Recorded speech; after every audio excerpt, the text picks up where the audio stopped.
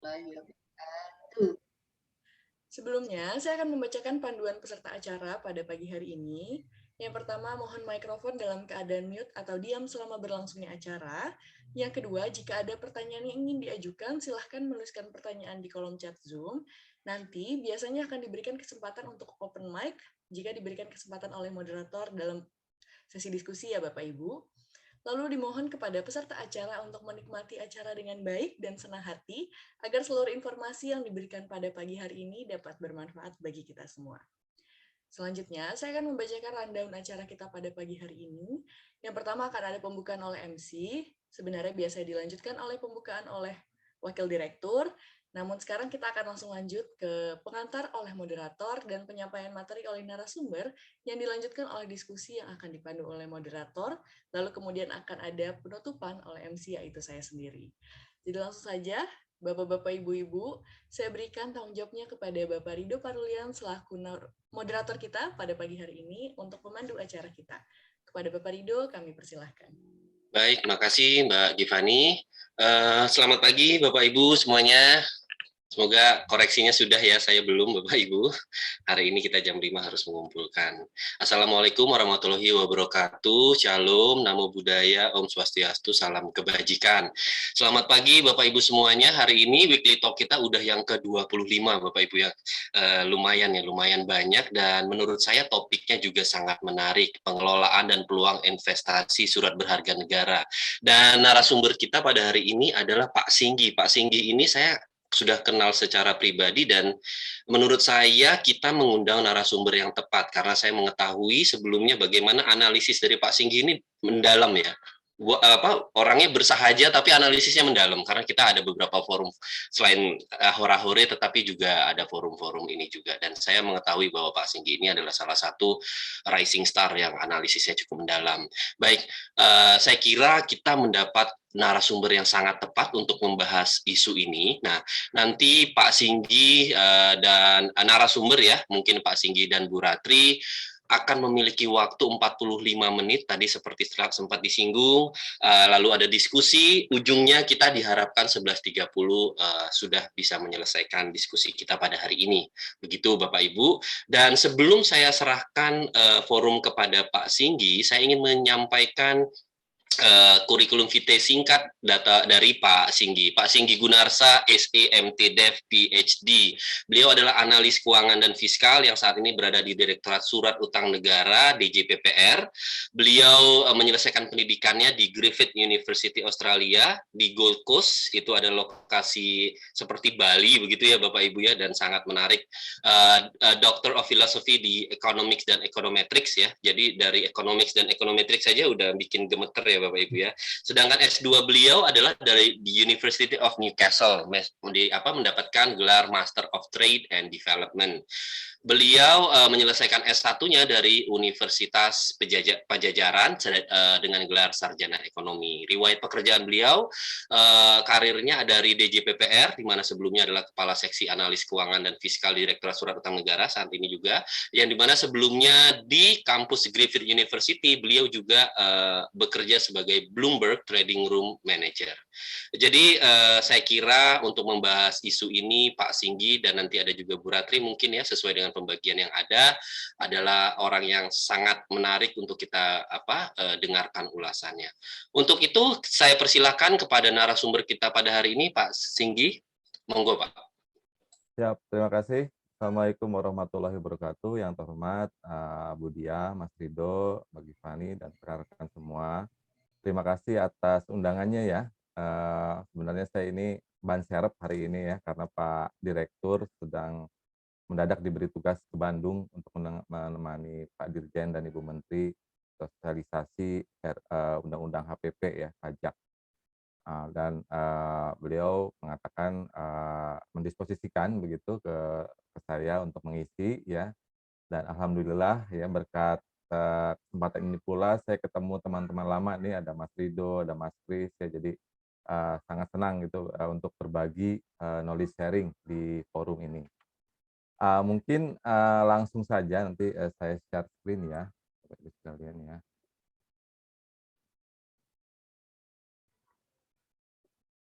Pak, sudah terlihat? Sudah, Pak. Sudah ya? Oke. Jadi Bapak Ibu sekalian, jadi topik kita hari ini adalah mengenai pengelolaan dan peluang investasi di SBN. Ini memang akhir-akhir ini topik mengenai SBN itu sangat berhubungan erat dengan utang ya, utang pemerintah yang memang jadi hot topics lah ya di Indonesia saat ini, terutama untuk konsumsi masyarakat yang kritis gitu tanda kutip ataupun para media ya. Jadi sering di-blow up apalagi menjelang nanti tahun politik 2024. Saya rasa ini akan menjadi trending topik ke depannya ya, Bapak Ibu sekalian mengenai utang ini ya. Nah, walaupun kalau kita lihat secara nominal itu meningkat terus, tapi di sisi lain banyak sekali benefit-nya yang bisa kita rasakan dari penerbitan utang ini. Karena tidak hanya pembiayaan saja, tapi juga ada sektor-sektor lain yang bisa menikmati atau dijadikan benchmark ya, penerbitan utang yang selama ini pemerintah lakukan secara reguler. Secara umum Bapak Ibu sekalian ada tiga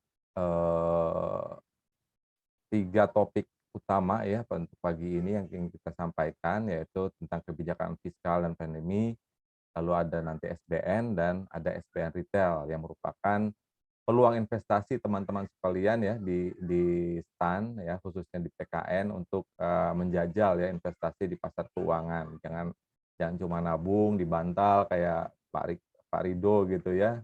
Nah, uangnya dikeluarin beliin SBN atau instrumen lainnya gitu ya. Sayang kalau di bantal terus nanti jadi jamuran uangnya. Bapak Ibu sekalian, demikian outline-nya ya. Jadi yang pertama kita lihat bagaimana kebijakan pemerintah ini di era pandemi ya.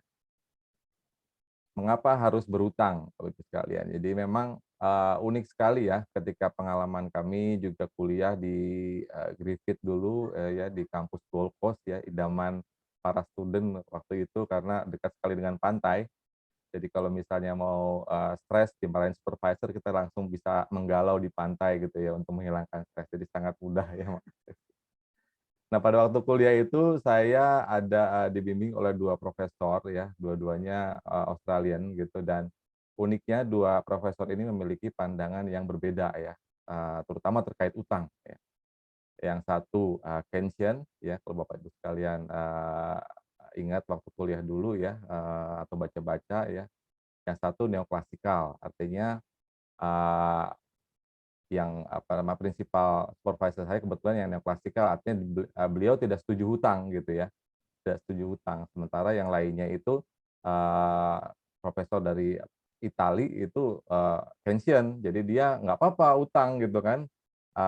Kalau misalnya pemerintah masih mampu membayar, ya utang aja jangan ragu-ragu. Sementara yang satunya jangan utang, nanti utang itu ke belakangnya akan membebankan negara karena kita harus membayar prinsipal, bayar interest, nah seperti itu ya. Jadi kedua sisi ini yang yang menarik ya kalau kita lihat mereka berdebat gitu ya. Jadi bagaimana menurut pendapat Ibu sekalian? Apakah setuju hutang atau tidak gitu?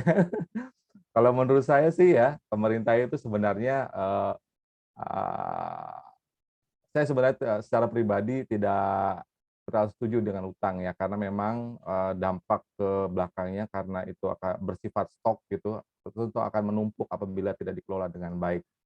Namun ada beberapa aspek yang kalau pemerintah itu sebenarnya tidak bisa tinggal diam ya Bapak Ibu sekalian ya, tidak bisa tinggal diam. Artinya begini ya, apabila ada suatu krisis gitu ya, seperti sekarang di masa pandemi gitu, dan apabila kita merujuk supervisor saya yang pertama untuk tidak berhutang, namun demikian perlu dengan memainkan teks gitu ya, dengan memainkan teks terhadap individu-individu yang kaya misalnya dengan menaikkan. Nah ini dampaknya juga sangat mengganggu lah ya kestabilan ekonomi karena akan menimbulkan riak-riak bergejolak di awalnya, sehingga apabila diterapkan perlu waktu yang lebih panjang ya. Dan sementara itu apabila ada suatu volatilitas, kejadian yang genting, itu kan tidak bisa menunggu ya. Jadi pemerintah sebenarnya tidak bisa tinggal diam ya. Kenapa tidak bisa tinggal diam? Karena untuk menjaga momentum dan menghindari opportunity loss ya. Jadi kalau misalnya kita momentumnya lagi bagus, begitu dihajar suatu krisis gitu ya, itu kita perlu menjaga agar shock-nya itu tidak berdampak terlalu dalam, seperti itu ya. Lalu, selanjutnya adalah menjaga mempercepat pertumbuhan ekonomi. Jadi ya itu tadi, untuk menghindari momentum loss tadi, agar momentumnya ini bisa bisa, berjalan dengan, baik gitu ya. Di sisi lain, utang itu juga mengembangkan pasar keuangan ya, mengembangkan pasar keuangan karena bagaimanapun pemerintah itu dijadikan benchmark oleh para pelaku pasar ya, contohnya apabila ada perusahaan ingin mencari utang dengan menerbitkan obligasi gitu ya, yang 5 tahun misalnya gitu, pasti mereka lihat benchmark pemerintah dulu seperti apa ya, kalau pemerintahnya 5 tahun, rate-nya misalnya 4%, ya mereka pasti baseline-nya itu 4% ditambah berapa persen premiumnya, nah seperti itu. Jadi sangat berguna lah ya untuk pengembangan pasar keuangan. Melibatkan peran serta generasi berikutnya dengan berinvestasi. Nah ini memang, tujuan ke depannya agar pembiayaan, APBN itu berlangsung secara inklusif ya. Dengan demikian utang itu bukan tujuan ya, utang itu adalah tools untuk untuk mencapai gitu tujuan-tujuan objektif atau, visi misi pemerintah itu, ke depannya seperti apa. Tentu saja dalam, menghadapi gejolak misalnya seperti, gejolak pandemi yang sekarang ini kita lakukan ya. Memang, Indonesia itu tidak asing lah ya, Bapak Ibu sekalian ya, teman-teman sekalian dengan krisis ya.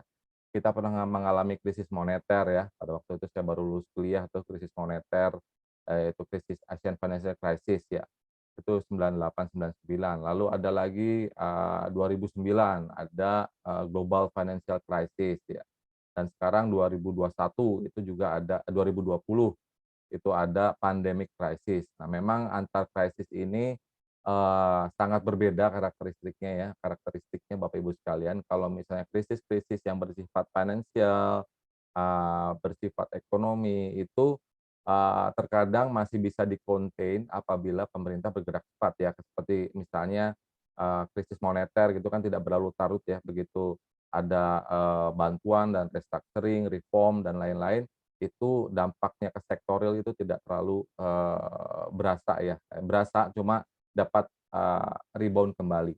Begitu juga dengan 2009 GFC ya, untuk masyarakat, real mungkin nggak berasa ya, apa sih global financial crisis, padahal pada waktu itu pasar keuangan itu benar-benar, gonjang-ganjing lah istilahnya ya.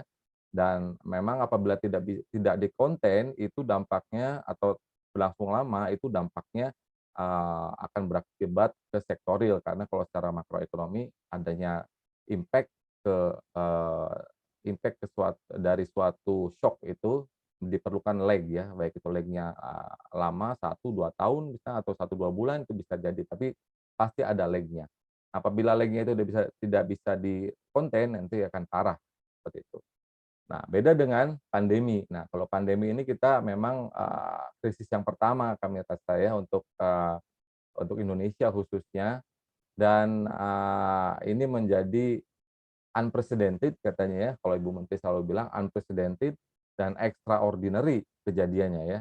Dan apa yang pemerintah lakukan juga harus extraordinary karena nanti akan, menciptakan efek domino ya, domino efek ke berbagai sektoril ya. Dan itu memang terjadi ya di awal-awal kita lihat bagaimana, masyarakat menengah ke bawah itu sangat berdampak ya, sangat berdampak, akibat penutupan usaha gitu sehingga mereka PHK ya. Jadi memang ini, eee, kejadian yang benar-benar, luar biasa lah ya karena, banyak keluarga saya juga seperti itu gitu ya. Jadi tiba-tiba di-PHK gitu kan karena perusahaannya tutup dan lain-lain. Dan pada saat 2020 juga saya merasa sangat bersyukur gitu ya untuk menjadi ASN Kementerian Keuangan karena cash flow-nya tetap ya Ibu Diah ya sekalian ya. walaupun krisis tapi kita masih bisa menikmati gaji dan TKPKN. Benar, saya benar-benar sangat merasa bersyukur pada waktu itu ya. Padahal awal-awalnya saya agak-agak pesimis juga gitu lihat teman-teman udah sangat sukses di sektor swasta misalnya ya gitu ya. Tapi pada waktu krisis ini memang bekerja di sektor pemerintahan itu sangat sangat memberikan rasa aman. Nah, bagaimana ke depannya sumber tekanan ekonomi bisa semakin tidak terprediksi Bapak Ibu sekalian, karena apa? Karena memang COVID-nya juga sampai sekarang masih uncertain ya. Oke, kita bisa survive dari gelombang ketiga COVID ya, gelombang kedua ya kemarin ya, yang ada kasus Delta varian ya. Banyak sekali korbannya, mortality rate-nya juga sangat tinggi. Namun demikian berkat adanya pengetatan mobilitas masyarakat, hal ini bisa terkonten ya. Alhamdulillah di kuartal 3 2021 ini itu membaik, dan sekarang ada lagi ya status mutasi Omikron yang sebenarnya kita juga tidak tahu ya eee, dampaknya itu masih belum separah apa. Yang kita tahu bahwa penyebarannya itu sangat cepat dan itu benar, tapi seberapa parah dampaknya ke individu yang terkena, nah ini masih dalam proses tadi ya. Jadi teman-teman juga banyak ya lihat analis-analis kesehatan gitu ya, epidemiologi ya, terutama dari Griffith University ya. Saya bersyukur dengan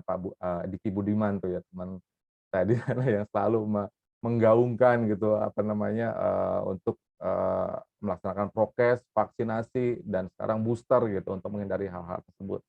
Nah, ini memang terus kita lakukan Bapak Ibu sekalian.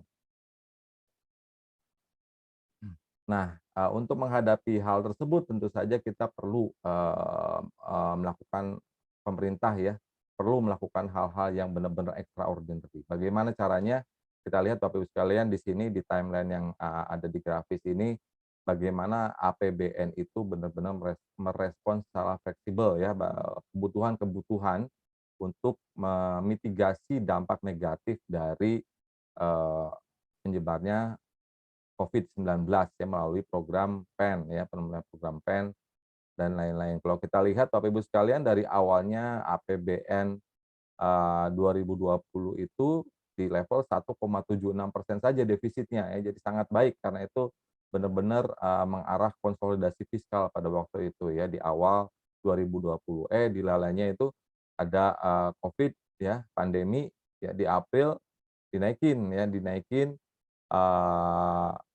defisitnya untuk merespon kebutuhan-kebutuhan akibat perawatan, obat-obatan, juga stimulus sektor lainnya, itu menjadi minus 0,057%. Ya.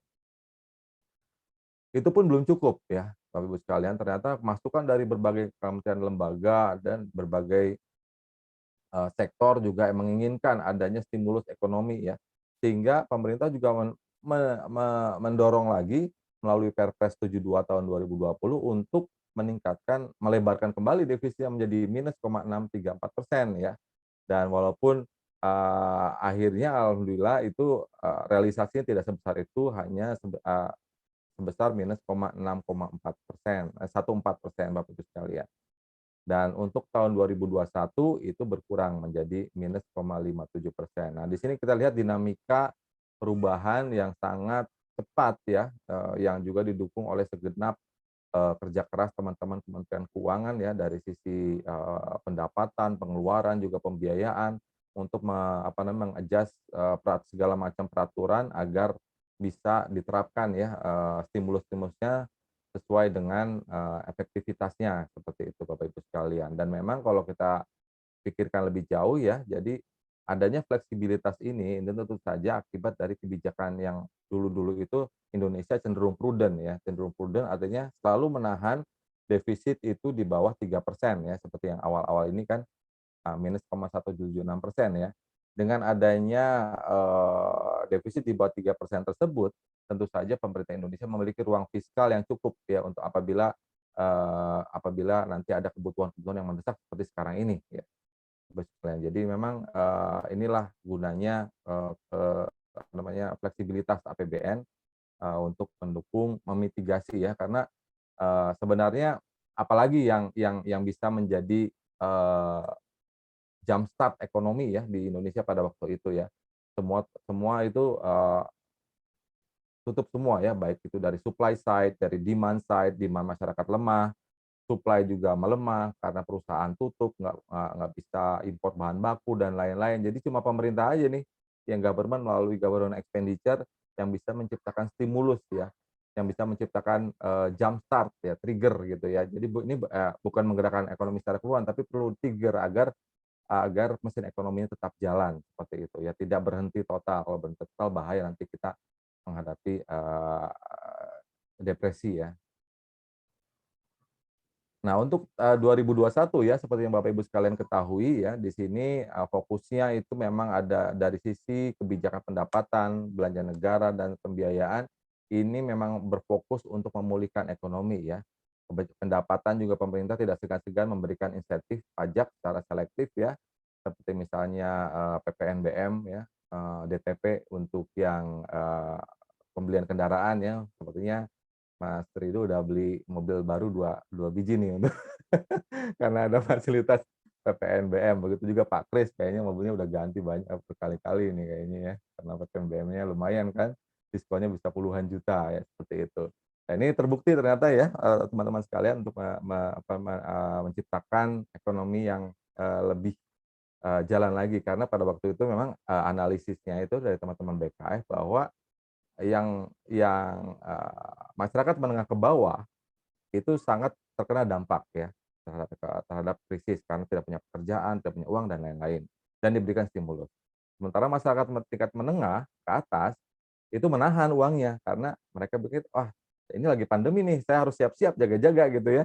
Karena mereka menahan uangnya, jadi di sistem perbankan juga likuiditasnya banyak ya, konsumsinya rendah. Nah, ini perlu dikeluarkan ya, dikeluarkan melalui konsumsi yang levelnya juga lebih tinggi ya, seperti mobil tersebut ya. Awalnya juga saya juga agak kaget, kenapa ya seperti ini ya, kok pemerintah, mengambil langkah-langkah seperti, demikian yang diuntungkan kok masyarakat menengah ke atas, tapi ternyata untuk mendorong, disbursement dari konsumsi untuk masyarakat menengah itu agar lebih meningkat lagi ya, teman-teman sekalian ya.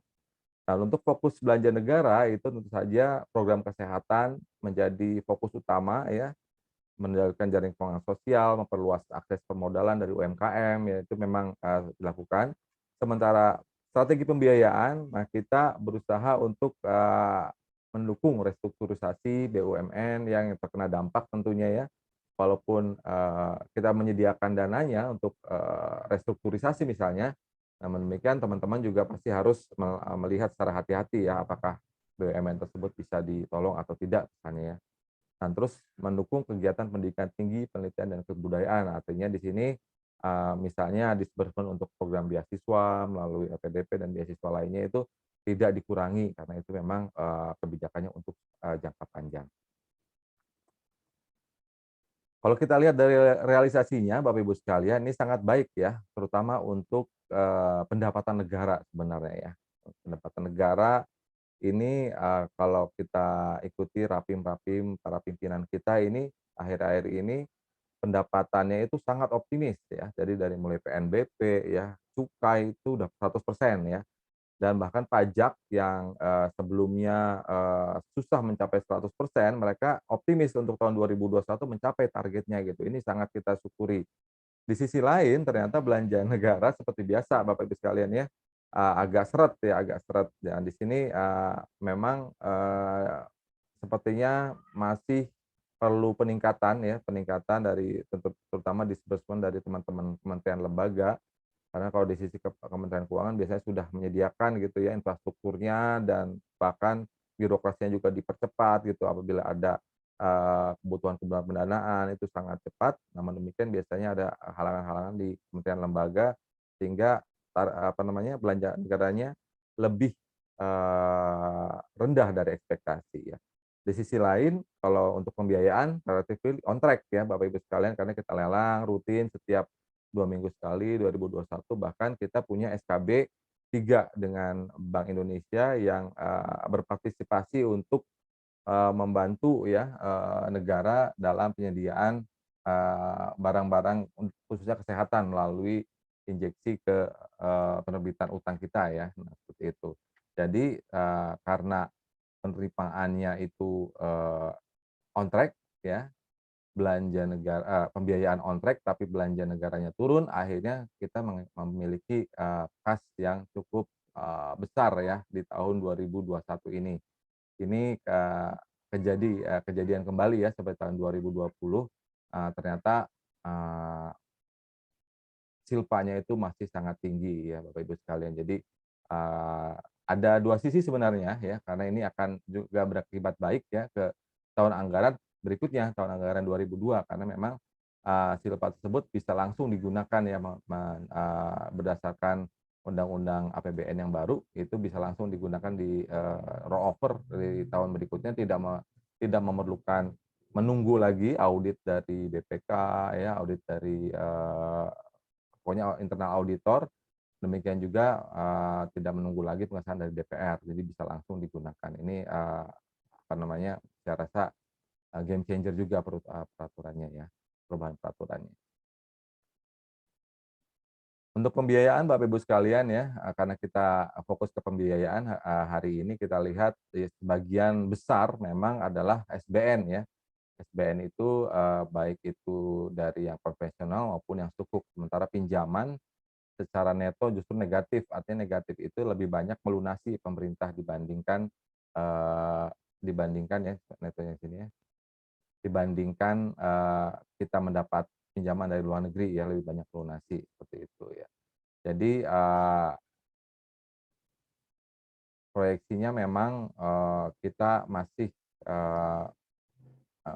cukup baik lah ya untuk performa dari penerbitan SBN ini ya. Dan tentu saja nanti kedepannya kita masih punya SKB 3 ya dengan BI di tahun 2022, tentu saja sangat bermanfaat untuk pemenuhan target kedepannya.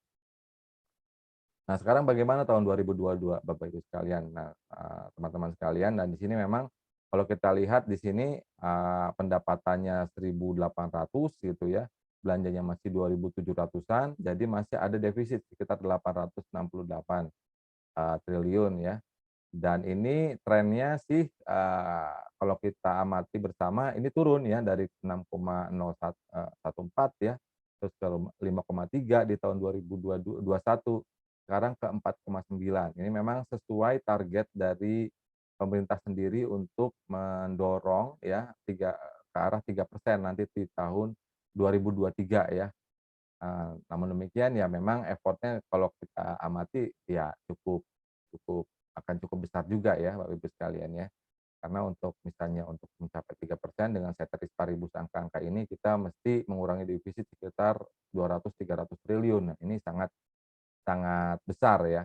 Dan memang kuncinya ada dua ya untuk mengurangi defisit itu, either meningkatkan pendapatannya atau menurunkan belanjanya, seperti itu aja sih. Jadi nanti kita bisa lihat realisasinya seperti apa, apakah target 4,9% dari GDP ini akan terpenuhi, atau seperti track record tahun 2020-2021 ya, belanja negaranya lebih rendah tapi pendapatan negaranya bagus, seperti itu ya. Jadi kita lihat nanti progresnya di tahun 2022 ya.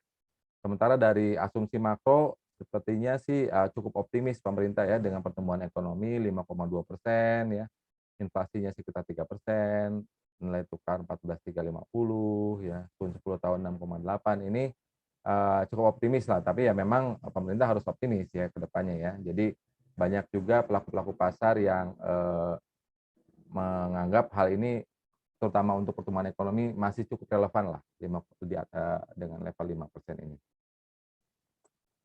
Nah, sekarang SBN sebagai instrumen pembiayaan ya. Jadi apakah SBN tersebut ya, kalau kita lihat di sini untuk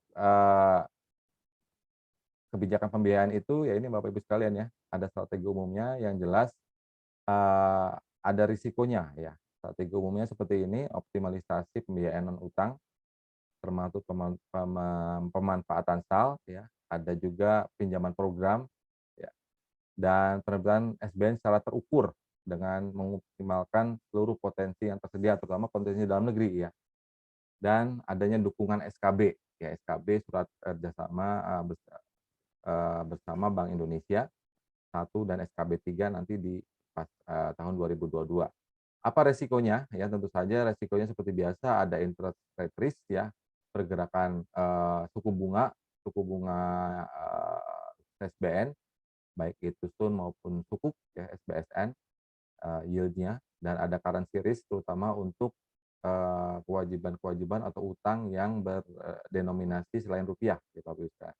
Ada refinancing risk, artinya kalau kita lihat memang risiko refinance itu lihat maturity atau maturity profile di atau stok utang ya, stok utang yang ada di periode yang dekat gitu ya, 1 sampai 5 tahun misalnya ini ya. Kalau kita lihat di sini rata-rata jatuh tempo utang kita sampai saat ini atau ATM ya, average time to maturity, menurun dari 9,39 tahun menjadi 8,7 tahun ya. Apa artinya nih? Ya menurun itu bukan berarti utangnya turun, tapi artinya tenornya itu menjadi lebih pendek, teman-teman Ibu sekalian ya, menjadi lebih pendek. Mengapa demikian lebih pendek? Karena biasanya market untuk pada masa-masa krisis itu lebih suka instrumen-instrumen yang bertenor pendek ya. 1 tahun, 2 tahun, sampai 5 tahun misalnya ya. Paling panjang 10 tahun. Nggak jarang yang sangat minim sekarang demand-nya untuk instrumen yang di atas 10 tahun, 15, 20, 30 sangat minim. Makanya di tahun 2021 ini ATM-nya itu average time to maturity-nya menjadi lebih rendah dibanding tahun 2015. Kalau angka ini makin panjang sebenarnya makin baik karena refinancing risk kita akan semakin baik gitu, maturity profile-nya lebih landai ke belakang. Pihak yang terkait dalam transaksi ISUN Bapak Ibu sekalian ada investor ya, yang juga dealer utama. Jadi kalau kita lelang nggak semua bisa masuk, tapi melalui dealer utama ya, ada perbankan, ada perusahaan sekuritas juga ya. Lalu Bank Indonesia sebagai sentral registry ya, pencatatan perdagangan obligasi negara itu di Bank Indonesia. Di sini sebagai agen lelang juga sebagai agen penata usaha sentral registrinya. Ada OJK untuk pengawasan di pasar sekunder ya, dan SRO ya, ada bursa efek ini ya, bisa SRO-nya untuk listing, penyedia pasar alternatif atau SPPA, untuk MOFIT ya, untuk buyback system dan lain-lain. Juga ada IBTA untuk menyediakan benchmark price atau yield. Nah, transaksinya itu berdasarkan medium term dan annual strategi ya. Apa sih ya annual strateginya itu Bapak Ibu sekalian. Jadi teman-teman dari middle office itu menetapkan target annualnya berapa, terus target quarternya berapa ya. ATM-nya tadi average time to maturity-nya di set kira-kira berapa gitu. Kalau misalnya nanti dari berubah dari sasaran awal kita dikasih warning untuk menerbitkan lebih panjang atau lebih pendek gitu ya. Dan currency mix-nya berapa persen nih ya. Mix antara falas dengan rupiah ya, karena itu mereka memiliki model portfolio manajemennya sendiri ya, sehingga resikonya bisa terkendali lah istilahnya. Setelah adanya rekomendasi dari strategi, maka front office ya tempat kami melakukan penerbitan dan pengelolaan ya. Apa saja pengelolaannya seperti debt switching, lelang dan lain-lain. Untuk lelang Bapak Ibu sekalian ya, tadi sampaikan ya, reguler setiap minggu, jadi bergantian ya antara SUN ya yang konvensional dengan Sukuk yang syariah seperti itu ya, dan ini memang instrumennya itu wholesale. Jadi belinya itu bisa nggak partai kecil, satu unitnya itu sekitar 10 miliar ya. Jadi rata-rata mereka triliunan kalau udah ngebid untuk lelang yang reguler ini ya. Kelebihan kelemahannya volumenya tinggi dan harganya lebih kompetitif ya. Book building untuk retail bonds ya Bapak Ibu sekalian setiap 2 bulan sekali rata-rata ya. Jadi kalau Bapak Ibu sekalian misalnya ori yang kemarin nanti 2 bulan sekali pasti ada ya berbagai macam variabelnya, instrumennya ya. Nah ini kelemahannya yaitu kelebihannya investor yang banyak sekali karena retail ya Bapak Ibu sekalian. Tapi kelemahannya volumenya dibandingkan yang reguler ini lebih rendah tentunya.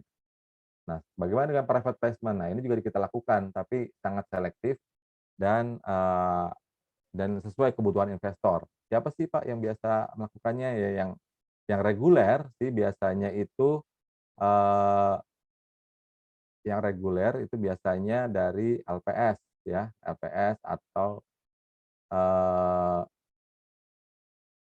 apa namanya, lembaga lainnya lah yang ini, apa namanya, membutuhkan ya. Bagaimana yang swasta? Nah, swasta itu, juga bisa, tapi harus hubungkan dulu dengan DJPPR ya untuk, apakah ininya bisa atau tidak gitu ya, private placement-nya itu bisa atau tidak, atau serinya tersedia atau tidak. Nah, kalau lelang Bapak Ibu sekalian seperti ini ya, kalau reguler ya seperti SPN, benchmark series ya, ada yang 5 tahun, 10 tahun, 15, bahkan ada yang 30 tahun ya. Bagaimana mekanismenya? Pertama submit di sistem, lalu, bidding-nya juga, dilakukan oleh dealer utama, nanti ada auction sistemnya dikembangkan oleh Bank Indonesia, lalu nanti di-set penetapannya oleh Kemenq. Pada saat auction-nya ini kita nggak bisa lihat Bapak Ibu sekalian, hanya bisa memantau dengan blank screen. Jadi kita nggak bisa lihat si A ngebid berapa, B ngebid berapa, begitu waktunya habis baru bisa kita lihat ya hasilnya berapa gitu. Jadi benar-benar, untuk transparansi sih intinya ya. Kalau private placement seperti tadi sangat selektif ya, dan melalui proses negosiasi. Jadi sini seperti negosiasi di pasar Bapak Ibu sekalian ya, kita nego yield-nya berapa gitu, harganya berapa ya untuk instrumen tertentu ya, karena kalau LPS misalnya ingin membeli, Sun seri apa namanya, seri tertentu, dengan size yang cukup besar. Nah, cukup besar ini kadang-kadang agak susah carinya di market ya. Jadi mereka cari, lewat private placement juga bisa, gitu sekalian. Nah, yang, menarik kita juga menerbitkan di pasar internasional ya, ada 3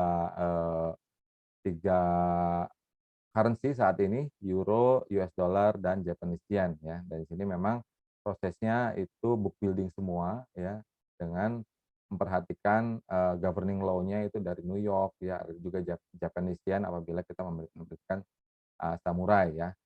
Nah, size-nya sangat besar ya apabila transaksi. Nah, ini juga merupakan proses natural hedging terutama kalau misalnya teman-teman PKN, oh kita akan ada misalnya, kebutuhan gitu pembayaran falas di bulan tertentu. Nah kita berusaha mengepaskan nih penerbitannya agar nanti pembayaran falasnya dilakukan oleh penerbitan ini, tidak mencari, uang di market karena nanti akan apa namanya, menggoyang pasar falas juga ya karena kan, size-nya sangat besar seperti itu ya. Resikonya apa? Resikonya tentu saja ada, eee, currency risk juga. Untuk pembelian kembali Bapak Ibu sekalian ada buyback ya apabila, eee, misalnya marketnya lagi volatile kita bisa buyback atau melalui exchange offer, dead switch ya. Jadi di sini exchange seri non liquid ke seri benchmark yang lebih panjang. Jadi kalau di sisi maturity profile Bapak Ibu sekalian, kita bisa menarik, sebagian Sun yang ada di tenor-tenor yang, akan jatuh tempo seperti 1 sampai 5 tahun misalnya, kita tukar dengan Sun yang panjang ya, dengan, 15 sampai 20 tahun. Nah, jadi kan maturity profile-nya lebih lebih baik lah, tidak peak di awal-awal ya, tapi lebih flat gitu, berusaha ya, seperti itu. Nah, bagaimana, progresnya Bapak Ibu sekalian, kalau kita lihat, lelang Sun dan SBSN ini sangat baik ya, kalau lihat nih kayak yang, untuk yang, eee, incoming bids ya, untuk yang biru Bapak Ibu sekalian kita lihat nih itunya incoming bid-nya itu besar-besar ya, bahkan mencapai 116 triliun, kita cuma ambil 21 triliun, seperti itu ya. Jadi, bid to cover ratio-nya sangat bagus ya, sangat tinggi sekali ya. Sementara SBSN juga demikian nih, 57, 57. Bahkan ini 57 ya, triliun yang masuk, tapi diambil pemerintah cuma 9, jadi sangat sangat, demand-nya itu sangat tinggi sekali ya, teman-teman sekalian ya. Lalu kenapa ini panah turun, Pak? Nah, ini karena panah turun ini pada saat 6 lelang terakhir itu pemerintah stop. Jadi, mengurangi, penerbitannya sehingga sepertinya market juga meng-adjust ya, eee, demand-nya karena sudah dikasih tahu pemerintah akan, mengurangi penerbitannya maksimal cuma 11 triliun misalnya ya. Nah, ternyata memang akhirnya di mana juga ikut turut menurun. Walaupun kalau di BSN tetap ya, garis merahnya ini masih tetap cukup tinggi. Nah, untuk yield SBN ya, kalau kita lihat ya, pergerakannya juga mengikuti sebenarnya ya kondisi pasar di luar negeri, Bapak Ibu sekalian ya, kondisi pasar global. Jadi kondisinya ya sama, naik turun seperti itu ya. Kalau di sini kan misalnya kita lihat di sini yield tune dengan US Treasury. Kalau lihat yield tune di atas nih ya, US Treasury-nya di bawah. Jadi geraknya sepertinya searah, kecuali memang di sini ya. Di sini ini agak melebar gerakannya ya. Tapi intinya sih spread-nya lumayan ya, bahkan bisa menyempit di bulan-bulan November ya. Mengapa di akhir-akhir ini lebih cenderung melebar, Pak? Ya memang karena ada indikasi bahwa the Fed atau Bank Federal Amerika ini akan melakukan tapering, artinya mengurangi stimulusnya gitu, dan ini rupanya memberikan dampak yang cukup signifikan di market, terutama pergerakan dari US Treasury-nya. Dengan adanya pengurangan tapering tersebut, investor beralih ya, lebih senang ke berinvestasi di Amerika gitu ya, dengan membeli US Treasury dibandingkan berinvestasi di emerging market seperti Indonesia, seperti itu ya.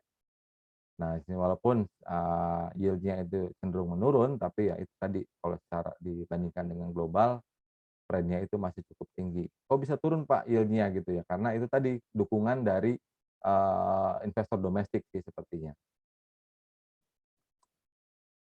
Tadi saya singgung bagaimana kerjasama pemerintah dengan BI ya. Di sini Bapak Ibu sekalian, kita lihat di sini ada klaster A, klaster B ya. Kalau dulu ada public good, non public good misalnya. Kalau sekarang di 2021, 2022 itu klaster ya. Jadi kalau klaster A itu untuk penanganan kesehatan, pendanaan vaksin ya.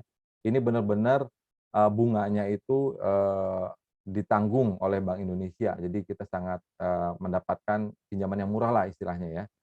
Ya, untuk yang klaster A. Sementara untuk klaster B, nah ini ada burden sharing ya antara pemerintah dan Indonesia. Jadi tingkat suku bunga depositonya 3 bulan ditanggung pemerintah ya, tidak semua ditanggung Bank Indonesia. Jadi itu. Untuk apa klaster B? Ini untuk penanganan kesehatan, selain ada yang ada di klaster A, termasuk penanganan kemanusiaan ya. Untuk masyarakat yang terdampak ya Bapak Ibu sekalian. Jadi memang ini agak rumit ya apa namanya skemanya, dan kadang-kadang kita banyak pertanyaan juga dari BPK gitu ya,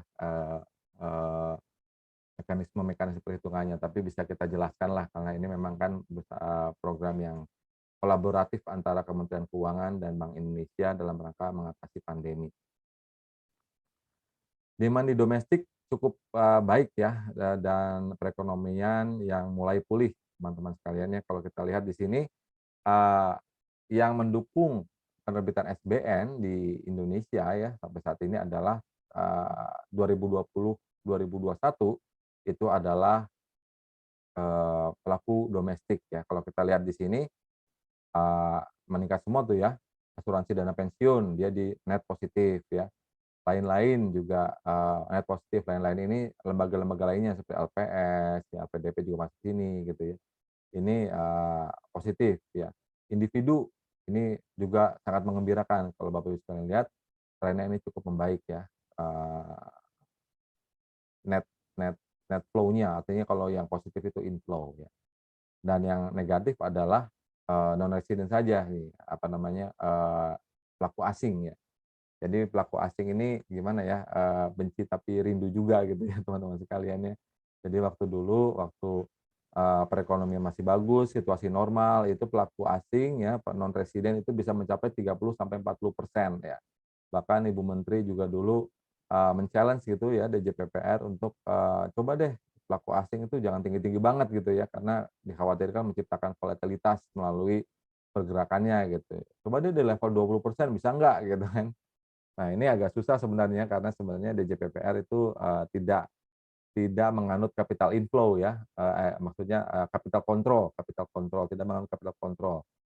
Jadi ya kita hanya bisa mendiscourage aja untuk masuk, dan sepertinya ini berlangsung secara alami ya, apabila kondisinya sangat jelek seperti pandemi kemarin, itu mereka keluar sendiri ya perlahan demi perlahan sehingga mencapai 21% nih di akhir 2019 ya, Bapak Ibu sekalian. Jadi Seperti itu kondisinya ya.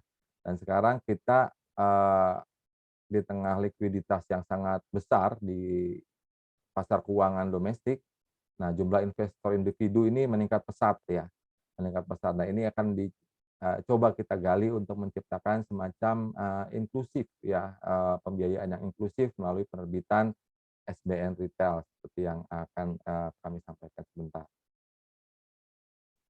Nah, di mana sih SBN Retail itu berada? Kalau Bapak Ibu sekalian kita lihat bermacam-macam ya, kalau kita lihat root-nya ini, pohonnya ya, decision tree-nya ini macam-macam ya. Nah ini dia berada di komponen retail ya, dan kalau dan rupiah ya. Untuk yang obligasi negara ORI ini kuponnya fix, sedangkan yang savings ini variabel, artinya berubah-ubah ya. Biasanya variabel with floor, jadi tidak bisa rendah gitu ya. Tinggi boleh, tapi tidak bisa rendah. Begitu juga dengan sukuk ya, Bapak Ibu sekalian. Dan mereka memiliki instrumen baru yaitu CWLS ya, CWLS yang sangat unik walaupun sepertinya masih perlu edukasi untuk masyarakat untuk meningkatkan investornya ke depan. Namun ini merupakan instrumen yang sangat potensial saya rasa ke depannya. Penerbitan SBN Retail ini untuk apa? Memperluas basis investor tentunya, menyediakan alternatif investasi bagi Bapak Ibu sekalian, dosen PKN STAN ya. Silakan apabila memiliki uang berlebih gitu ya, duit idle money, silakan untuk berinvestasi di SBN Retail, mendukung stabilitas pasar keuangan domestik ya. Apabila jadi kita tidak mengandalkan asing lagi, pengennya seperti itu ya. Walaupun kita terbuka apabila ada yang masuk, tapi pengennya sih kita tidak usahlah mengandalkan gitu ya instrumen investor asing untuk pembiayaan. Mendukung terwujudnya masyarakat yang berorientasi pada investasi jangka panjang dan menengah. Jadi time horizon investasi lebih panjang lebih bagus ya, kita sesuaikan misalnya, oh saya pengen misalnya pas jatuh tempo itu pas anak saya sekolah gitu ya, mau masuk SMP, SMA atau kuliah seperti itu ya. Jadi agak jangka panjang, jangan jangka pendek seperti deposito ya. Saham juga bisa jangka pendek tuh apabila kita berspekulasi di melakukan active trading seperti itu ya. Tapi kita lebih lihat fundamental dan kita pengennya sih berinvestasi jangka panjang lebih baik ya. Mewujudkan cita-cita kemandirian dalam pembiayaan pembangunan. Ini sangat penting Bapak Ibu sekalian agar kita tidak tergantung dengan negara lain ya. Bisa contoh sih misalnya Jepang ya. Mereka debt to GDP rasionya itu 200%, tapi marketnya antang-antang aja gitu ya. Kenapa? Karena ternyata 90%, 80% pemilik dari obligasi negaranya itu dipegang oleh individu ya. Jadi mereka benar-benar menikmati kuponnya aja ya sampai jatuh tempo ya. Setelah jatuh tempo mereka beli lagi obligasinya seperti itu. Jadi tidak memberikan volatilitas lah yang berarti ya di pasar keuangan. Nah, di sini wujud upaya pendalaman pasar SBN tentu saja dengan memanfaatkan bonus demografi ya. Sampai saat ini Indonesia masih memiliki bonus demografi di mana 60% populasi berada di usia produktif. Sampai kapan? Nah, tentu saja kalau pernah saya amati baca-baca waktu penyusunan chapter dulu ya di tesis, memang untuk negara ASEAN ya, termasuk Indonesia ya, di luar Singapura tentunya, itu aging population-nya itu sebenarnya masih ada di level lambat, cuma bisa accelerate gitu apabila tidak dimanfaatkan ya bonus demografinya gitu ya. Jadi ini merupakan peluang sih sebenarnya ke depan Bapak Ibu sekalian. Peningkatan kesejahteraan 20% di kelas pendapatan menengah ya, dan penetrasi teknologi ya. Sekarang dengan zamannya online tentu saja kita berusaha mempermudah pembelian dengan melakukan online system ya. Jadi melakukan proses ISBN baik itu dengan MIDIS dan Kemenku di sini melalui ISBN. Sangat mempermudah Bapak Ibu sekalian ya. Ya saya coba-coba juga tanpa datang langsung ke perbankannya gitu ya, dengan perusahaan fintech itu bisa langsung ya. Untuk verifikasi paling agak lama itu untuk membuat SID ya, Single Investor Identification ya, SID itu agak lama ya, tapi tidak sampai berhari-hari sih ya, paling 1 hari lah paling lama ya, dengan verifikasinya juga menunjukkan foto KTP, lalu foto diri gitu. Nah, itu cukup, yang kita tidak usah datang ke counter banknya. Itu sangat membantu sekali teman-teman sekalian. Nah, untuk track, historis penerbitan tahun 2021 kalau teman-teman sekalian, lihat banyak sekali ragamnya ya, untuk yang, fixed rate, konvensional, untuk yang syariah juga ada, sukuk negara retail, lalu ada CWLS di bulan Juni, Juli ada SBR ya, savings bond retail, September ada sukuk negara retail ya, Oktober ORI 20, lalu ada sukuk tabungan dan ini memang, siklusnya Bapak Ibu sekalian ya. Jadi, Ratri ini sangat sibuk nih ya mengurusi retail nih biasanya ya. Karena kalau retail itu persiapannya panjang ya, karena menyangkut investor yang banyak, walaupun size-nya nggak sebanyak yang lelang ya. Tapi ya itu, prosesnya panjang karena harus melalui proses marketing, koordinasi dengan midis ya, bagaimana kita menyiapkan, tema-tema marketing yang menarik gitu ya, untuk para investor agar tertarik dan lain-lain. Jadi, inilah siklusnya Bapak Ibu sekalian. Silakan dipilih karena nanti tahun 2022 juga mirip siklus seperti ini. Apabila, miss di ORI misalnya Bapak Ibu sekalian bisa nunggu atau beli instrumen lain yang mirip-mirip ya, sukuk negara retail ini kan mirip-mirip sebenarnya ya antara sukuk dengan ORI ya. Yang beda cuma kuponnya ya, kalau di sukuk nggak ada kupon, tapi adanya imbal hasil ya. Tapi, strukturnya itu sama ya, mirip sekali ya, kecuali yang CWLS, CWLS sih memang spesifik ya, karena ada unsur wakafnya di situ. Profilnya kalau kita lihat Bapak Ibu sekalian, wah ini masih generasi milenial ya, nih generasinya Pak Rido nih kayak ini, generasi milenial nih, Pak Kris juga ini, Bu Diah nih kayaknya di sini nih, muda-muda ya. Kalau, ini sangat mendominasi ya, sangat mendominasi dan memang sudah teknologi savvy juga ya, jadi bisa akses ke teknologi dengan mudah, jadi sangat, baik ya.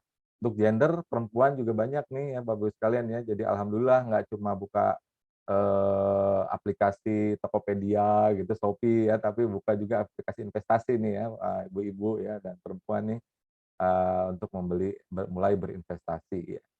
Dan memang kalau dari segi wilayah DKI Jakarta ya kalau kita lihat sih masih sangat tinggi ya, ya memang berkumpulnya ekonomi Indonesia kan di sana ya. Indonesia Barat selain, Jakarta juga sangat tinggi, yang memang masih perlu dikembangkan adalah tengah dan timur nih, makanya Ratri sangat sibuk untuk apa namanya, merangkai edusos terutama untuk, masyarakat-masyarakat yang jauh ya, apalagi tantangannya kalau di masa online ini kan kita nggak bisa langsung ya menghadapi para investor, tapi kalau mau online kadang-kadang dukungan, infrastrukturnya ya, internet dan sebagainya itu juga terkendala gitu ya. Jadi ya, banyaklah tantangannya yang, harus kita, atasi nanti ke depannya. Daya tariknya apa sih kok laku banget gitu ya SBN Retail Bapak Ibu sekalian, kalau kita lihat ini memang sangat ini, apa namanya, sangat, menarik ya dari sisi bunga gitu ya. Kalau kita lihat nih kan, eee, tingkat mana nih kupon yang merah, kuponnya yang dot merah Bapak Ibu sekalian ya. Kuponnya kan, lebih lebih bagus tuh ya, dari LPS rate, dan dari BI rate, dari deposito juga selalu lebih bagus, itu menarik ya. Bahkan kalau kita bandingkan dengan yield curve untuk yang 3 tahun juga masih ada premiumnya gitu ya Bapak Ibu sekalian ya. Dan, sepertinya trennya juga menurun nih ya, bahkan di 5,57 nih di, apa namanya, di yang penerbitan terakhir, tapi lihat, itunya apa, eee jumlah volumenya juga masih sangat tinggi ya, ternyata memang masih banyak masyarakat yang memiliki simpanan yang besar ya di perbankan, ingin investasikan di luar deposito ya. Walaupun kita sudah turunkan tuh nominal maksimalnya cuma 1 miliar, tapi tetap ya, ininya, animonya itu sangat tinggi ya ke depannya. Jadi inilah yang kita sasar sebenarnya ya di generasi-generasi, retail ini benar-benar sangat potensial ya, tinggal kita arahkan dan berikan, edukasi bahwa investasi itu nggak hanya saham saja ya, tidak hanya reksadana, tapi ada juga obligasi negara ya. Jadi tidak hanya, utang melulu yang disorot, tapi memberikan keuntungan juga buat masyarakat. Jadi pemerintah tidak mengambil uang secara gratis ya, nggak usah takut-takut gitu ya, karena, sudah ORI-nya tuh udah sampai 20 kemarin ya. Jadi selama ORI yang belakang-belakang tuh belum pernah kewajibannya itu lalai, baik itu pembayaran kupon maupun pembayaran jatuh tempo itu tidak pernah lalai pemerintah, aman investasi.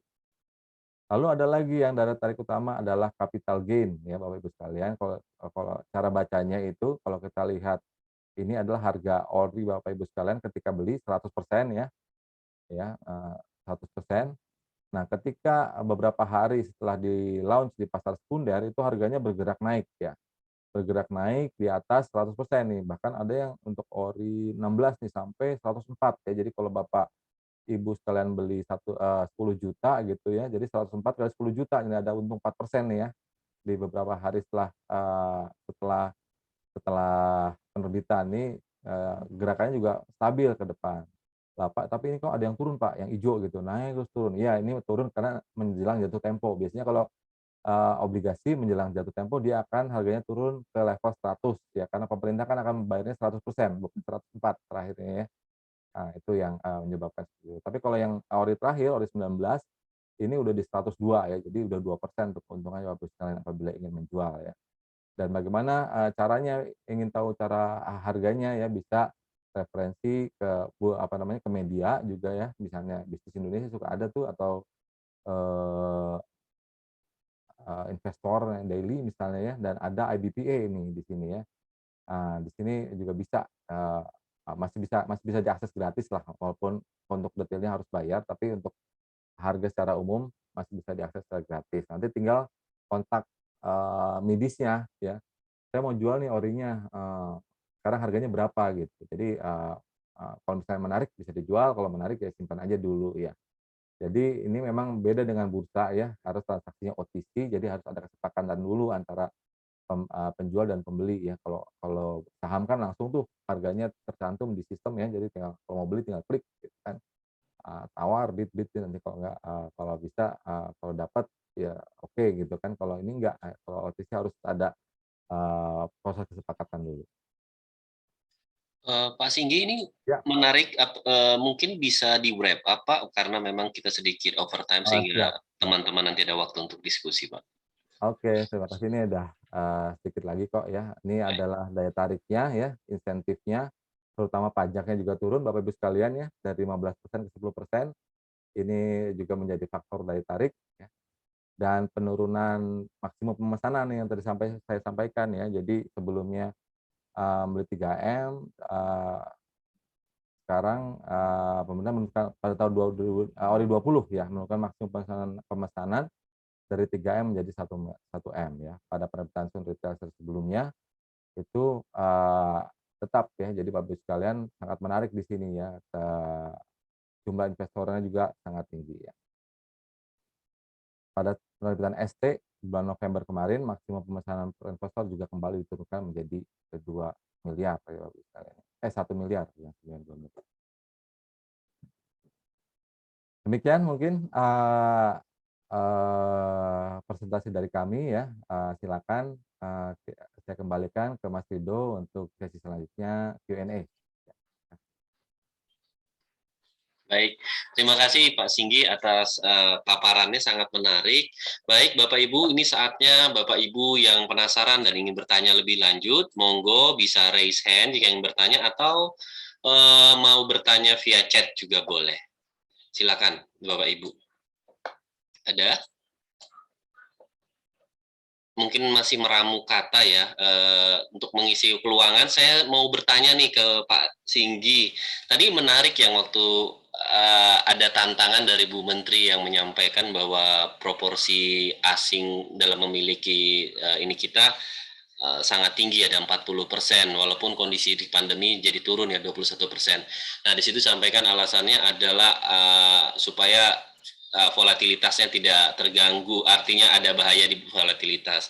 Nah, mungkin Pak Singgi bisa menceritakan latar belakang lebih jauh, Pak, karena saya dulu pernah dengar juga dari artikel ini, saya sebagai awam ya yang tidak mendalami isu ini, ada seorang ekonom yang juga menyatakan bahwa justru ketika pemerintah seperti orang tua banyak hutang, tapi secara domestik itu sama saja seperti hutang ke anaknya sendiri, atau ngambil uang dari saku kanan terus ditaruh ke saku kiri. Artinya dalam pertumbuhan ekonomi bukan pembiayaan pemerintah ya, tidak akan memberikan dampak yang banyak katanya begitu. Ujungnya semangat bahwa akselerasi pertumbuhan, kalau ini tadi saya mengaitkan dari tujuan kita hutang tadi ya, walaupun perdebatan ya utang atau tidak gitu. Akhirnya jangan-jangan ujungnya pertumbuhan itu tidak akan terjadi karena ya muter dari dalam gitu. Nah, mungkin kalau ada enlightenment nih Pak, artinya semangat Bu Menteri apa ya? Karena sehingga membatasi yang tadi itu, artinya asing tadi gitu ya. Oh iya, siap Mas. Jadi Monggo memang Pak. pada waktu itu ya, ketika porsi asing makin, porsinya cukup tinggi ya, sekitar 30-40%, itu, sebenarnya kondisi perekonomian kita itu sangat baik ya, sangat baik, artinya, ekonomi juga tumbuh secara tinggi ya, di atas 5%, lalu ya pokoknya umum lah ya, ekspor bagus, impor bagus gitu, inflasi terkendali. Nah, ini menjadi faktor yang sangat menarik bagi investor asing yang melihat fundamental kita bagus untuk masuk gitu ya. Nah, ternyata memang pada saat mereka masuk itu asing juga tidak semuanya itu bersifat, real money. Artinya kalau real money itu biasanya time horizon investasinya itu jangka panjang Mas Rido ya. Misalnya dana pensiun dari asing gitu ya, atau, apa ya, contoh lagi ya, bank bank sentral ya, bank sentral, Malaysia, bank sentral, negara lain juga berinvestasi. Nah, itu biasanya mereka cuma simpan, terus simpan jangka waktu yang lama, baru dijual atau mereka cuma, hold until maturity, itu sih nggak masalah ya. Dan yang, ternyata banyak juga, pelaku-pelaku asing yang menjadi spekulan, artinya ketika harganya tinggi, ketika harganya rendah dia beli dan pada harganya tinggi, itu mereka jual. Nah, ini yang menciptakan volatilitas di pasar dan itu sepertinya pada waktu itu banyak juga kabar-kabar yang masuk ke Ibu Menteri bahwa, eee, aktivitas seperti ini memunculkan, yang namanya herd behavior, Mas Rido ya. Artinya ada satu jual, mereka ikutan jual tuh ya, baik dari sisi, investor domestiknya juga ikut-ikutan jual gitu ya, terutama yang apa namanya, trader-trader aktif seperti itu ya. Bahkan kalau misalnya pada pada kalau untuk yang primary dealer sih misalnya ada hal-hal tersebut, seperti itu terjadi, kita bisa, call tuh ya mereka ya, "Ada apa nih, kok lu jual-jual?" Gitu ya.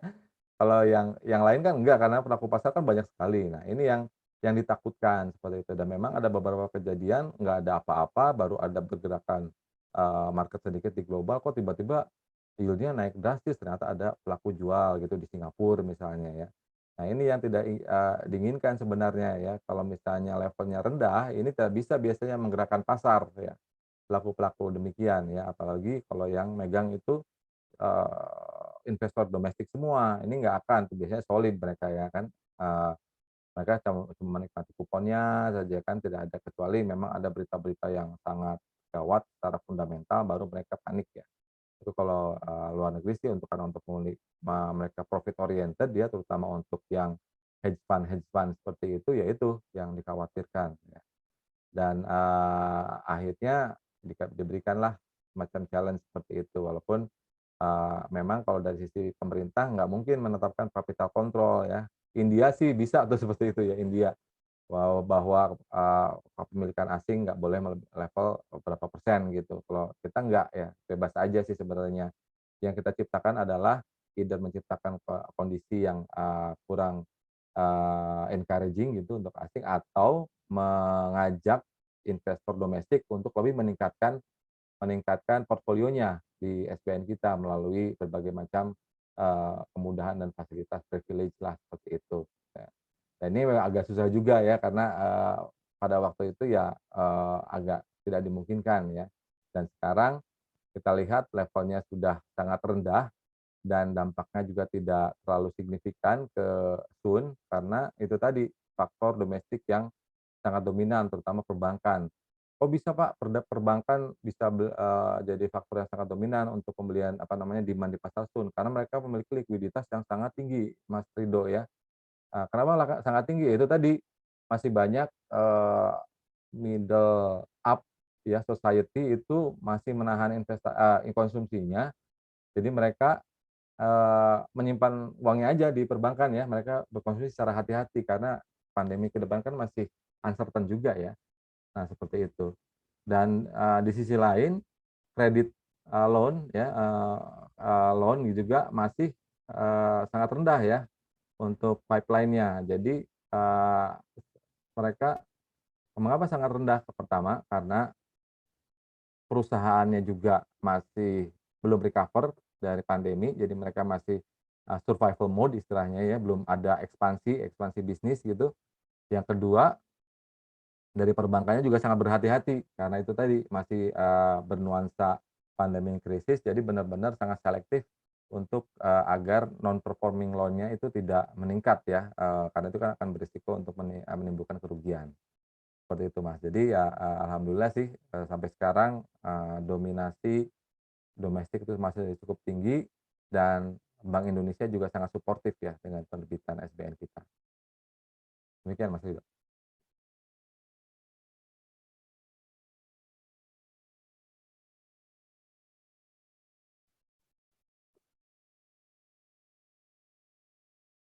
Masih mute Mas Ridho. Oh, kepencet ya. Ya, makasih Pak Singgi. Ada lagi Bapak Ibu yang ingin menyampaikan pendapatnya, pertanyaan melalui chat ataupun raise hand untuk bisa berkomunikasi langsung? Kami persilahkan. Baik, baik Pak Ridho, saya boleh ya Pak Singgih ya? Monggo Bu Dia. Iya. Baik Pak Singgi, tapi sebelumnya ini saya memperkenalkan dulu Pak Singgi dan Bu Ratri. Ini hadir Bapak Wakil Direktur Bidang Keuangan dan Umum Bapak Agus Sunarya. Hadir di tengah kita Pak Agus, selamat pagi jelang siang. Ya, sepertinya videonya belum ini ya. Ya sudah, nggak apa-apa. Iya, Mas, Pak Singgih ya, bilang Mas kan itu nggak enak ya, Pak ya, Pak Singgih. Iya, Pak Singgih, saya tuh pengen tanya-tanya gimana belinya itu kayaknya kok uangnya kayaknya ini ya, ngumpet di mana gitu ya. Jadi kalau saya nanyanya yang ini aja ya Pak ya, sebagai apa namanya ya akademisi aja ya Pak Ridho ya, Pak Ridho, Pak Singgih ya.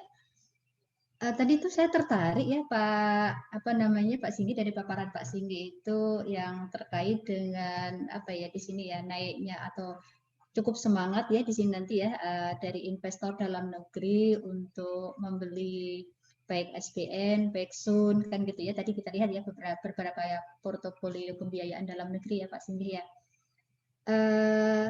Apa ya di sini nanti ya kalau misalnya kami mewakili dari teman-teman dosen itu kira-kira hal-hal yang menarik apa ya Pak ya di tahun 2022 ya atau mungkin terkait dengan barangkali untuk pembiayaan IKN ya nanti ya. Apakah sudah ada orientasi ke sana terus kemudian juga untuk apa yang hal-hal yang bisa dibuat topik riset. Tadi itu sebenarnya saya tertarik ya kenapa emak-emak itu dominan ya dalam ini untuk pembeli ini ya apa SBN ya Pak ya kan tadi secara apa gender ya tadi ya. Saya juga tadi mau bertanya itu Bu Dia. Perempuan banyak ya yang beli retailnya. Iya betul. Karena saya juga pernah baca itu artikel ya, tapi sudah sangat lama gitu ya. Kalau di Jepang itu ternyata investor individual itu adalah kebanyakan ibu rumah tangga dan di sana itu ternyata sudah jadi habit ya Pak ya. Kalau misalnya ada uang sisa belanja itu beli saham, nah seperti itu. Nah ini juga nih kalau misalnya dari Pak Singgih nih ya, apakah memang ya mungkin saya karena belum pernah beli ya Pak ya, jadi nanti kalau ini tuh pengen nyoba-nyoba beli walaupun selembar ya nggak apa-apa ya Pak Singgih ya biar ada ketertarikan.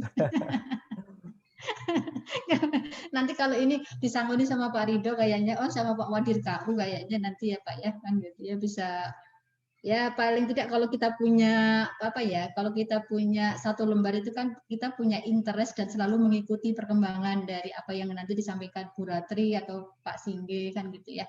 Ini sambil mempromosikan ke teman-teman dosen nih ya Bapak Ibu dosen ya, ya uangnya jangan disimpan di bank kan gitu ya.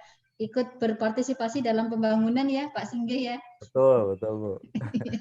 Iya, baik itu saja Pak Singgih yang terkait dengan apa yang saya tanyakan tadi ya Pak ya terkait dengan yang apa namanya investor individual ya, terutama dari emak-emak tadi ya, emak-emaknya dari ini kayaknya Pak Ridho tadi ya, yang milenial kali ya Pak ya tadi yang banyak ya.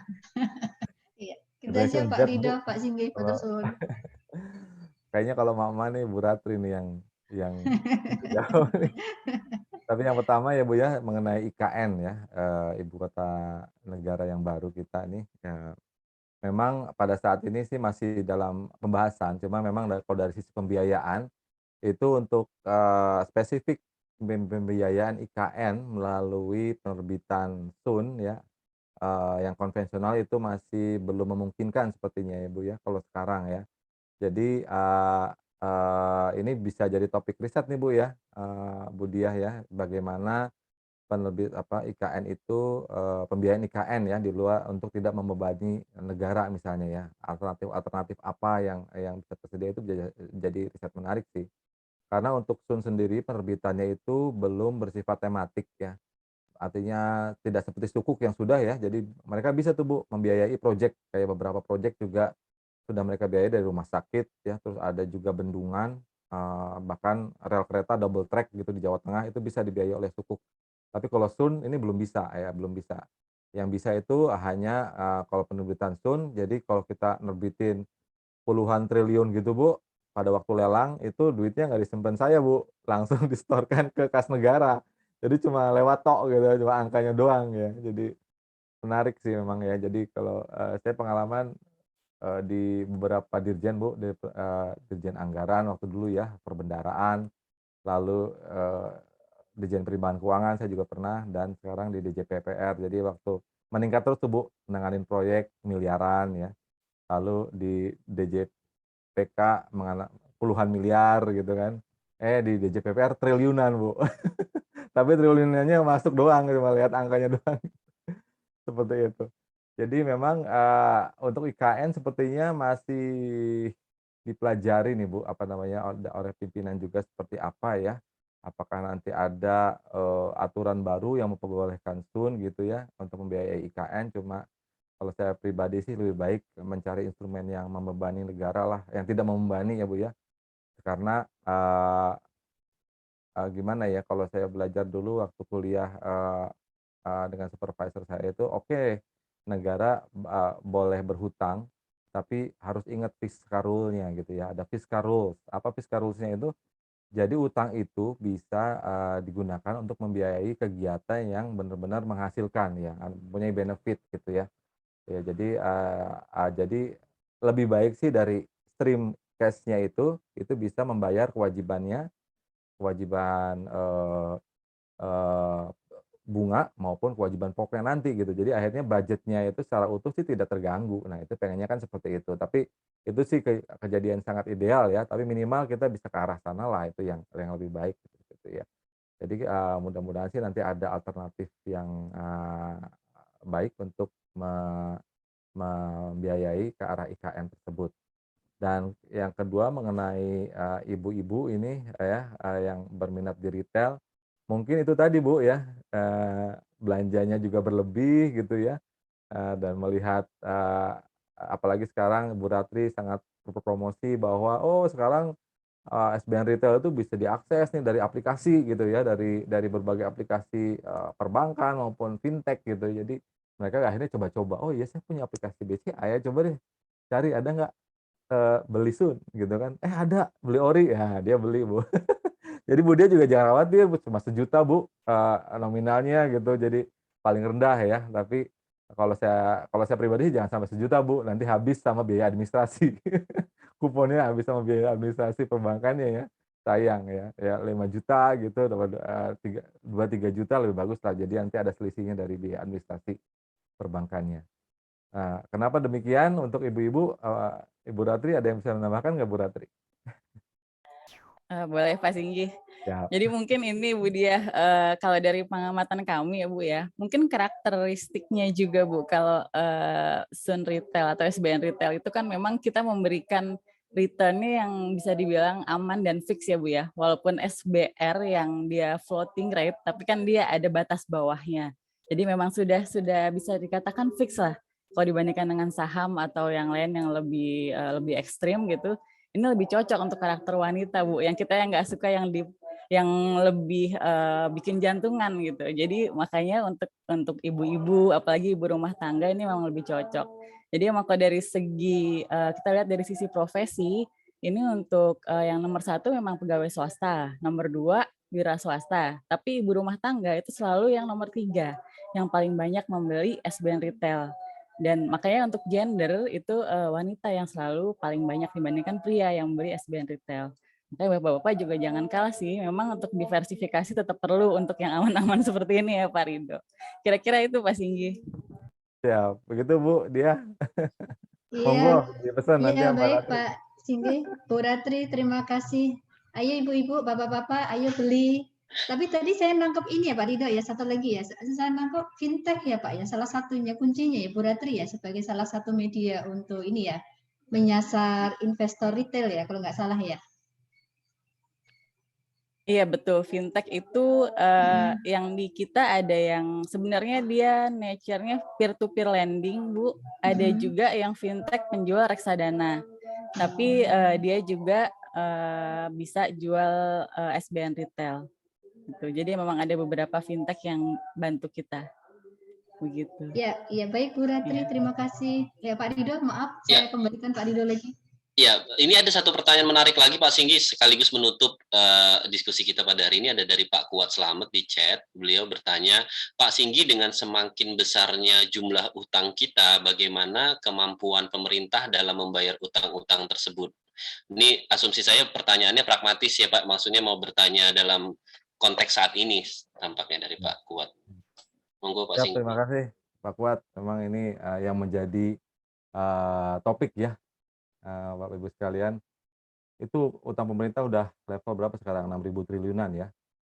Bagaimana sih, bagaimana kemampuan pemerintah dalam membayar utang-utangnya gitu ya? Bayarnya nyicil Pak, bayarnya nyicil.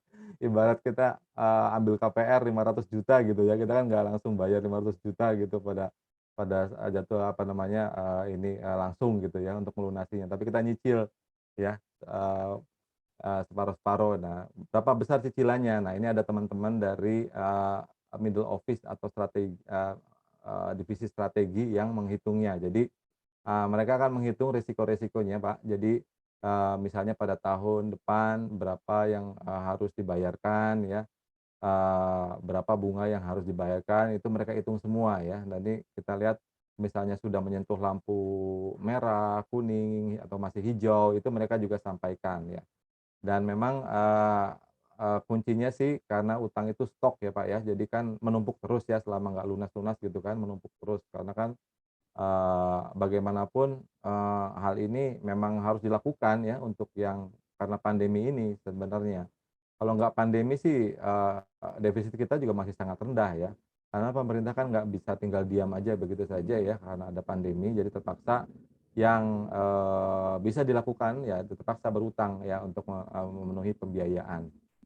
Nah, bagaimana perhitungannya? Nah, ini ada secara teknis nanti mungkin teman-teman SPP nanti ya yang bisa menghitungnya, bagaimana menghitung interest rate risk-nya, ya, refinancing risk-nya, exchange rate-nya, juga mereka memiliki model portfolio tertentu ya, Pak Kuat ya, untuk memilah kira-kira berapa sih komponen utang yang ideal buat pemerintah gitu, yang kira-kira manageable ya, yang kira-kira manageable, bisa sustain pemerintah untuk terus berutang tanpa mengurangi tingkat likuiditas dari pemerintah itu sendiri ya, tingkat solvabilitasnya. Jadi solvabilitas apa maksudnya?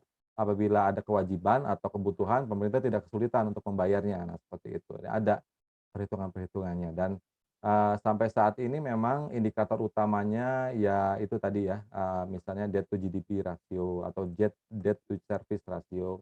Debt to GDP ratio kita memang pada untuk level pandemi ya 2021 ini diperkirakan menyentuh 40%. Ini sangat tinggi ya Bapak Ibu sekalian ya, dibanding yang kita sebelumnya yang cuma 30, 20 itu sangat besar ya 40% dari GDP total utang kita. Tapi memang secara threshold ini sangat jauh lebih rendah daripada Maastricht Convention yang 60% daripada GDP. Jadi itu yang bisa dijadikan patokan pertama ya.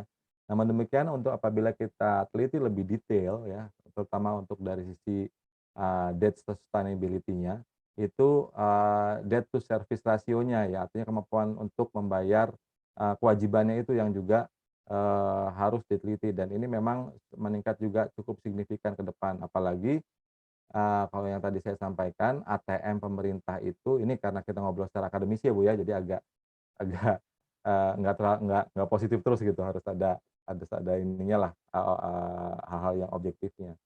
Itu ATM-nya sudah sedikit rendah ya, jadi dari 7 jadi 5 kalau nggak salah tadi. Nah ini juga mendorong untuk dalam jangka pendek sustainability kita juga perlu diwaspadai ke depannya ya.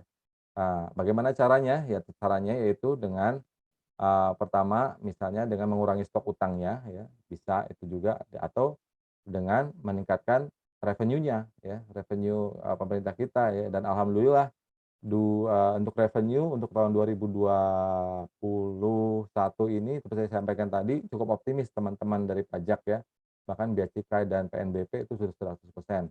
Jadi ini faktor ini udah tick ya, dan tinggal nanti bagaimana mengurangi stok utangnya. Nah ini masih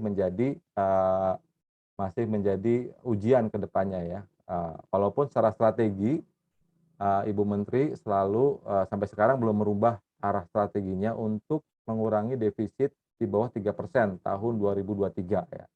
Dan sekarang pun sudah tercermin tuh ya, target defisitnya kan makin menurun dari 6, 5, sekarang 4,9 ya, jadi lebih menurun.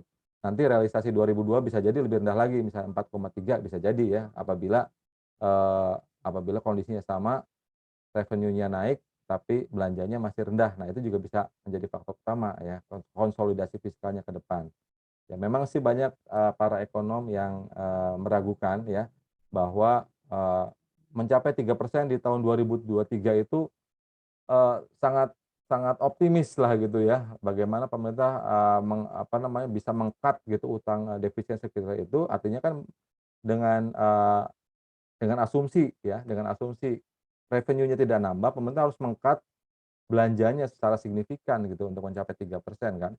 Seperti saya sampaikan tadi, ilustrasinya apabila ceteris paribus itu 300, 200, 300 triliun harus habis. Nah ini artinya apa kalau 300 triliun harus habis? Artinya nggak ada lagi stimulus ya Bapak Ibu sekalian ya ke ekonomi. Padahal masih butuh ya di tahun 2022 ini kan kayaknya masih butuh ya karena kita masih belum pulih benar dari pandemi ini. Jadi ya kuncinya itu tadi bagaimana kita meningkatkan revenue dan sekaligus kita mencoba untuk melakukan belanja yang berkualitas. Artinya refocusing ini adalah kuncinya ya, terutama dari teman-teman KL. Kalau Kementerian Keuangan sih sudah refocusing berkali-kali ya, Pak Ridho ya, sampai nggak dapat DL lagi nih ya, untuk konser ke Bandung aja udah nggak bisa, cuma sekali saya, karena dananya udah dipotong habis gitu. Nah, tapi kalau di KL saya lihat, wah teman-teman yang di KL masih bisa jalan-jalan kemana-mana gitu. Nah, ini yang refocusing ini nanti akan jadi kunci juga ke depannya ya untuk mengurangi beban sehingga tidak mengurangi kemampuan pemerintah untuk melunasi kewajiban-kewajibannya baik itu interest rate, kewajiban bunga maupun kewajiban pokoknya. Mungkin itu saja dari penjelasan kami, Pak Ridho. Terima kasih. Baik, terima kasih Pak Singgi. Mungkin kalau saya bisa menyimpulkan sekaligus mengakhiri diskusi kita sebelum saya akan sampaikan kepada Mbak Givani, bahwa ternyata memang dari sisi awal filosofis utang itu selalu dalam perdebatan. Utang boleh atau tidak, tapi isunya adalah bagaimana kita mengakselerasi pertumbuhan. Itu sekaligus yang menjustifikasi kenapa Indonesia menempuh cara itu. Karena ada opportunity loss dan kita harus akselerasi di tengah bonus demografi yang kita miliki. Dan yang menarik adalah bahwa SBN ini adalah menjadi salah satu strategi yang sekarang ada di Indonesia begitu ya, dan transaksi SBN ini bukan pengennya DJPP aja pengen terbitin, tapi itu bagian dari strategi jangka menengah dan jangka panjang begitu ya. Jadi adalah sebagai suatu langkah yang sistematis begitu ya.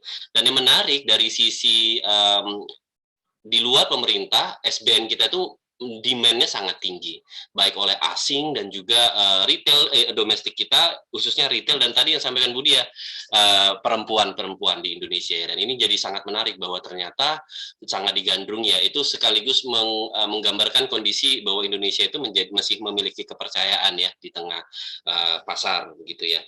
Dan diskusi kita ditutup bahwa dengan pertanyaan pragmatis yang ingin diketahui semua orang, bahwa ujungnya kita utang-utang kita mampu bayar atau tidak gitu ya. Dan yang sangat menarik adalah jawabannya tadi bahwa Iya, ini pertanyaan menarik, tapi kalau kita lihat dari indikator-indikator yang ada, debt to GDP kita yang adalah cukup tinggi 40% dibandingkan masa non-pandemi yang cuma 30%, mungkin tinggi, tapi kalau kondisi internasional, Maastricht Convention bahwa kita masih ada di bawah itu yang rule-nya adalah 60% ya, atau patokannya lah indikatornya.